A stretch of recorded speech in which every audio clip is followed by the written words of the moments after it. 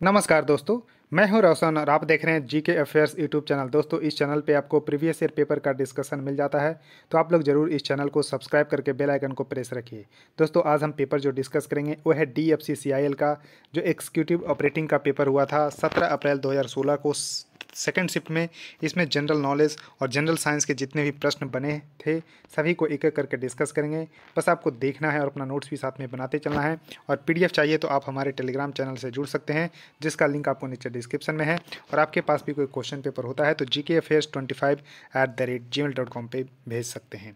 तो देखिए, सबसे पहला पेपर के बारे में बता दें कि कुल मिलाकर देखिए 2016 का 3 पेपर हमारे पास है। तो दूसरा पेपर हम डिस्कस कर रहे हैं एग्जीक्यूटिव ऑपरेटिंग का। इलेक्ट्रिकल का पेपर डिस्कस हम कर चुके हैं, सिविल का उसके बाद करेंगे। फिर 18 का 4 पेपर है। उसके बाद 2021 में जो एग्ज़ाम हुआ था उसमें कुल मिलाकर 14 पेपर है। सभी को एक एक करके डिस्कस करेंगे, तो चैनल को जरूर सब्सक्राइब कर लीजिए। तो जनरल नॉलेज के सबसे पहले सेक्शन को हम डिस्कस करते हैं, जिसमें पहला क्वेश्चन है कि श्रीलंका जो सेपरेट करती है इंडिया से बाय नैरो चैनल, जो कि सी फॉर्म करती है पाक state and gulf of Mannar. तो गल्फ ऑफ मन्नार इसका सही उत्तर होगा। तो करेक्ट आंसर यहाँ पर डी होगा, यानी कि श्रीलंका और भारत के मध्य पाक जल डमरू मध्य और गल्फ ऑफ मन्नार जो है, जो कि एक संकीर्ण चैनल है, को भारत से जो है अलग करती है। तो गल्फ ऑफ मन्नार यानी कि मन्नार की खाड़ी यहाँ पर सही उत्तर होगा। अब देख सकते हैं मैप में, ये अपना प्यारा भारत है, यहाँ पर पाक स्टेट है और यहाँ पर श्रीलंका जिसका पुराना नाम सिलोन है। तो इस तरह से देख सकते हैं। और यहाँ पर एक यूरोप देखने को मिल रहा है और अफ्रीका। यूरोप और अफ्रीका के बीच में स्टेट ऑफ जिब्राल्टर है, जो कि कनेक्ट करती है अटलांटिक ओशियन को मेडिटेरेनियन सी से, यानी कि अटलांटिक महासागर को भूमध्य सागर से कनेक्ट करती है और अलग करती है यूरोप को अफ्रीका से, स्टेट ऑफ जिब्राल्टर। तो इसको जरूर ध्यान रख लीजिएगा। उसका देखिए क्वेश्चन है कि HSRA वाज फॉर्म इन 1928। तो HSRA का जो फुल फॉर्म जो है क्या है, जिसके मेंबर थे शहीद भगत सिंह। तो HSRA यानी कि हिंदुस्तान सोशलिस्ट रिपब्लिकन आर्मी इसका सही उत्तर होगा। तो करेक्ट आंसर इसका बी सही होगा। तो 1928 में इसका फॉर्मेशन किया गया था। तो एक रिवॉल्यूशनरी ऑर्गेनाइजेशन है जो कि मार्क्सिज्म और सोशलिज्म पे जो है यहाँ पर बेस्ट है, और हिंदुस्तान रिपब्लिकन आर्मी के नाम से पहले जानते थे, जिसको फाउंड किए थे राम प्रसाद बिस्मिल, अशफाकुल्ला खान, सचिंद्र नाथ बख्शी, सचिंद्र नाथ सन्याल, जोगेश चंद्र चटर्जी, चंद्रशेखर आज़ाद, भगत सिंह, सुखदेव थापर, जतिन दास, अजय घोष, जो कि दिल्ली में 1928 में इसका फॉर्मेशन किया गया था। तो इसको जरूर ध्यान रख लीजिएगा। अब देखिए क्वेश्चन है कि फ्रॉम विच डेट व द इंडियन कॉन्स्टिट्यूशन इम्प्लीमेंटेड। तो यानी कि भारतीय संविधान किस तारीख से जो है लागू किया गया था। तो लागू किया गया 26 जनवरी 1950। तो 26 जनवरी 1950 इसका सही उत्तर होगा। लेकिन 26 नवंबर 1949 को कुछ जो है यहाँ पर पार्ट इम्प्लीमेंट किए गए थे, यानी कि जो संविधान सभा थी उसके द्वारा जो है कुछ चीज़ें जो है अडॉप्ट किया गया था 26 नवंबर 1949 को। इसलिए 26 नवंबर को संविधान दिवस के रूप में भी मनाते हैं। अब देखिए कुछ जो प्रोविज़न थे, जैसे कि सिटीजनशिप, उसका इलेक्शंस, यानी कि provisional parliament, temporary and the transitional provision. तो देखिए 5 से 11 आर्टिकल के बीच में, यानी कि भाग 2 में सिटीजनशिप है। तो देखिए इसके आर्टिकल 5, 6, 7, 8, 9। उसके बाद देखिए 60, 324 इलेक्शन कमीशन, 366, 67, 379, 380, 388, 391, 392, 393। ये सब जो है 26 नवंबर 1949 को ही अडॉप्ट किए गए थे। उसके बाद क्वेश्चन है कि which Indian state has a separate constitution. तो देखिए जब एग्ज़ाम हुआ था तो उस समय जो है अलग संविधान था जम्मू कश्मीर का।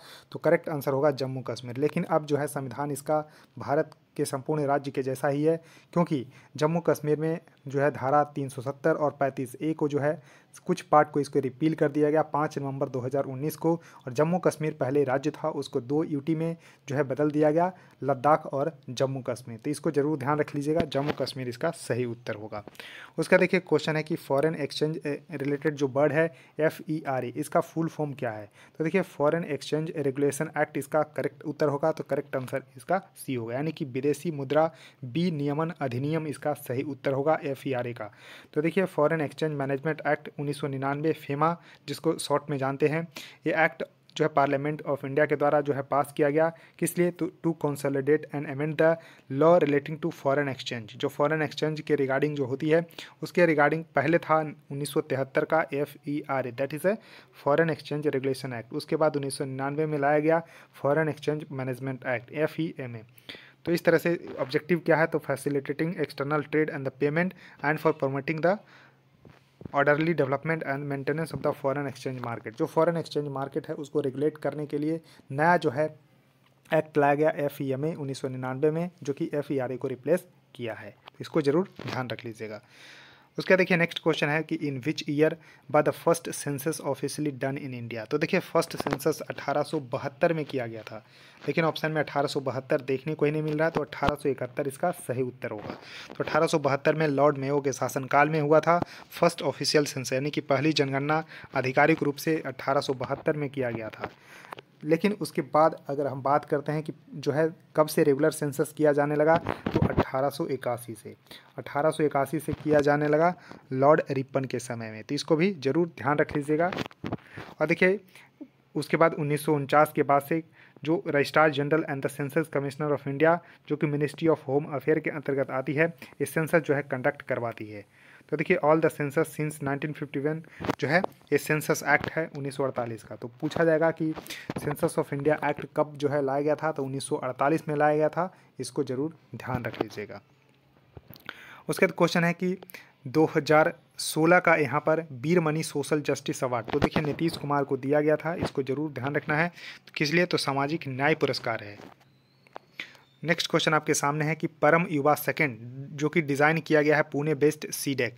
तो सीडेक जो है के द्वारा डिज़ाइन किया गया है एक सुपर कंप्यूटर है।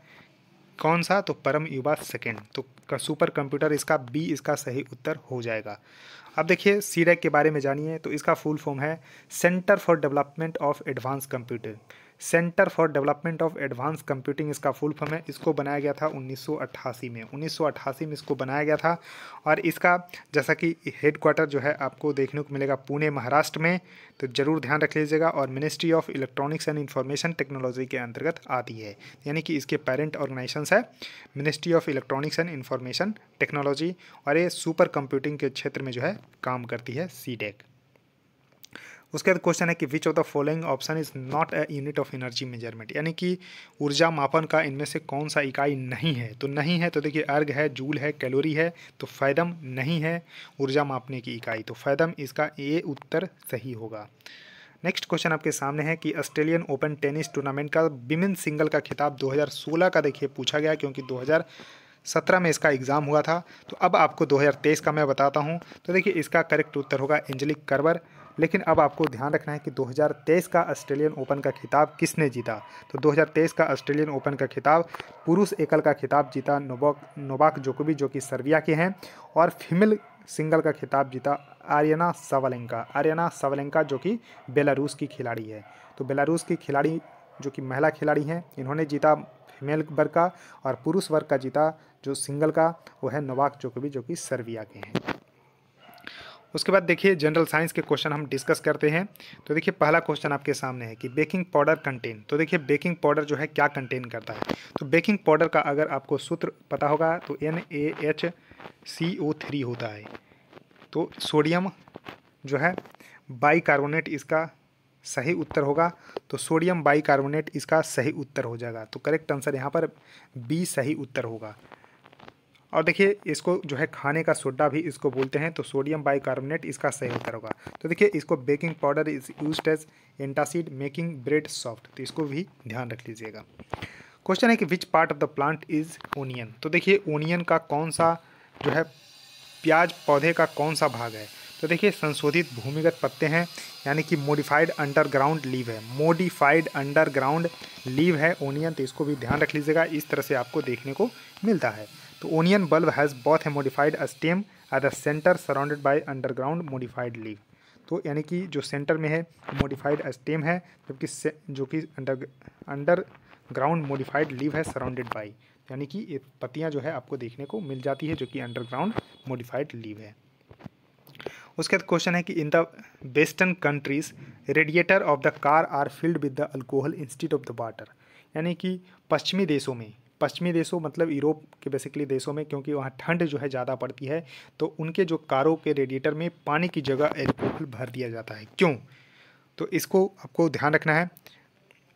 तो इसका कारण क्या है, तो क्योंकि alcohol has a lower freezing point than water, यानी कि जो शराब में पानी की तुलना में कम हिमांक होता है, तो इसको भी ध्यान रखिएगा, यानी कि alcohol has lower freezing point than water. तो करेक्ट आंसर यहाँ पर बी सही होगा, इस वजह से जो है जमती जल्दी नहीं है। अगर पानी का यूज़ करते हैं तो जल्दी फ्रीज हो जाती है, तो इसको भी ध्यान रखिएगा। इसलिए पश्चिमी देशों में जो कार के रेडिएटर होते हैं उसमें अल्कोहल जो है भरा जाता है पानी के बजाय। उसका देखिए नेक्स्ट क्वेश्चन आपके सामने है। तो देखिए इसी में जो है आपको एक्सप्लेनेशन है कि radiator are heat exchanger use to transfer thermal energy from one medium to another for the purpose of the cooling and the heating. The majority of the radiator are constructed to function in automobile, building and electronics. तो देखिए water used generally as a heat radiator because it has a very high जो heat capacity.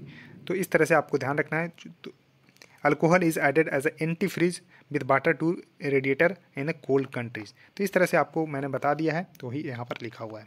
उसके देखिए question है कि the amount of the heat required for the converting 1 kilogram of the solid completely into the liquid, यानी कि 1 kilogram ठोस को पूरी तरह से तरल में बदलने के लिए आवश्यक ऊष्मा की जो मात्रा होती है उसको क्या बोला जाता है? तो उसको बोलते हैं लैटेंट हीट ऑफ फ्यूजन। तो करेक्ट आंसर यहाँ पर बी होगा।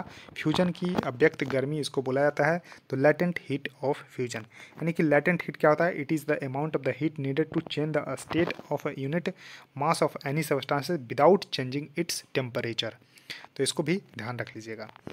क्वेश्चन है कि from the option given below identify the substances which are sweet smelling, यानी कि मीठी महक वाली इसमें से कौन है? तो एस्टर इसका सही उत्तर होगा। तो एस्टर जो है मीठी महक वाली है, यानी कि स्वीट स्मेलिंग करती है, तो इसको भी ध्यान रख लीजिएगा। क्वेश्चन है कि which the work done by an object moving in a circular path. तो देखिए सर्कुलर पाथ में तो देखिए वर्क इजकल टू होता है फोर्स इनटू डिस्टेंस। तो देखिए डिस्टेंस तो यहाँ पर जहाँ से चली थी वहीं आ गया, तो जीरो हो गया। तो यहाँ पर आपको देखने को मिलेगी कि जीरो इसका जो है सर्कुलर पाथ पे मूविंग जो ऑब्जेक्ट होती है उसका वर्क डन जो है जीरो होती है। उसका देखिए नेक्स्ट क्वेश्चन आपके सामने है कि which of the following substances can be used as a natural indicator for acid and the alkali testing, यानी कि कौन सा पदार्थ जो है अम्ल और क्षार परीक्षण के लिए प्राकृतिक संकेतक के रूप में उपयोग किया जाता है? तो हल्दी इसका सही उत्तर होगा, यानी कि टर्मरिक इसका सही उत्तर हो जाएगा। तो इसको भी ज़रूर ध्यान रखिएगा। अब देखिए यहाँ पर जो इंडिकेटर्स होते हैं वो use to identify whether the given substances is acid और बेस, यानी कि जो सब्सटेंसेस है वो एसिड है या बेस है, इसको इंडिकेट करने के लिए ही यहाँ पर इंडिकेटर का यूज़ किया जाता है। और इंडिकेटर जो होती है वो नेचुरल होती है, जो कि नेचुरल सोर्स से यानी कि प्लांट वगैरह से प्राप्त किया जाता है, जैसे कि यहाँ पर turmeric, litmus, China rose petals जो नेचुरल जो है यहाँ पर इंडिकेटर है। Most commonly used natural indicator जो है वो लिटमस पेपर है, तो इसको भी ध्यान रखिएगा। और ये एक्सट्रैक्ट किया जाता है लाइकन से, तो इसको भी ध्यान रखिएगा। और मैन मेड है जो फिनॉल, पैथिलीन, मिथाइल ऑरेंज और सम मैन मेड इंडिकेटर, तो इसको भी ध्यान रखिएगा। अब देखिए इंडिकेटर जो यहाँ पर है वो कलर चेंज किस तरह से करता है, इसको स्क्रीनशॉट लेके रख लीजिए। तो देखिए फिनॉल पैथिलीन जो है कलरलेस है, जो एसिडिक सॉल्यूशन में होगा, और पिंक हो जाएगा जब बेसिक सॉल्यूशन में। मिथाइल ऑरेंज है, रेड और ऑरेंज हो जाएगा जब एसिड सॉल्यूशन में है, येलो हो जाएगा जब बेसिक सॉल्यूशन में। लिटमस पेपर क्या करता है? तो एसिड में जो है नीला को यहाँ पर लाल कर देता है, और यहाँ पर बेस होगा तो लाल को नीला कर देता है। टर्मरिक क्या है? येलो कर देता है, और ये रेड कर देता है बेसिक में। चाइना रोज डार्क पिंक करता है और ग्रीन कर देता है बेसिक सॉल्यूशंस को। उसका देखिए क्वेश्चन है कि which of the following metals reacts very rapidly with water, यानी कि वाटर के साथ जो है कौन सा यहाँ पर जो धातु है, यानी कि पानी के साथ कौन सा धातु जो है बहुत तेज़ी से प्रतिक्रिया करता है? तो इसको भी ध्यान रखिएगा। तो पानी से जो प्रतिक्रिया तेज़ी से करता है वो आपको सोडियम इसका सही उत्तर होगा। तो सोडियम इसका सही उत्तर होगा, इसको ज़रूर ध्यान रख लीजिएगा।